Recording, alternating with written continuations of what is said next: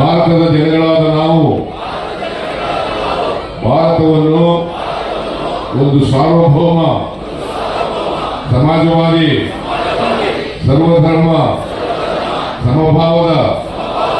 ಪ್ರಜಾಸತ್ತಾತ್ಮಕ ಗಣರಾಜ್ಯವಾಗಿ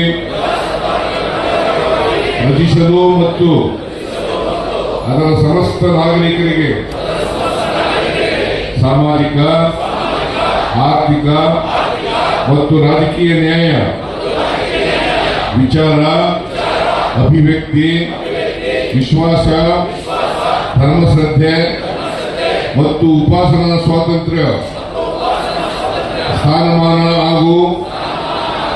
ಅವಕಾಶ ಸಮಾನತೆ ದೊರೆಯುವಂತೆ ಮಾಡಲು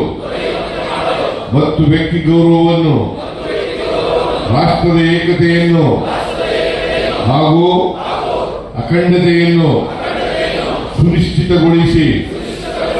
ಅವರಲ್ಲಿ ಭಾತೃಭಾವನೆಯನ್ನು ವೃದ್ಧಿಗೊಳಿಸಲು ಶ್ರದ್ಧಾಪೂರ್ವಕ ಸಂಕಲ್ಪ ಮಾಡಿದವರಾಗಿ ನಮ್ಮ ಸಂವಿಧಾನ ಸಭೆಯಲ್ಲಿ 1949ನೇ ಇಸ್ವಿ ನವೆಂಬರ್ ತಿಂಗಳ 26ನೇ ತಾರೀಖಾದ ಈ ದಿವಸ ಈ ಮೂಲಕ ಈ ಸಂವಿಧಾನವನ್ನು ಅಂಗೀಕರಿಸಿ ಅಧಿನಿಯಮಿಸಿ ಅರ್ಪಿಸಿಕೊಂಡಿದ್ದೇವೆ.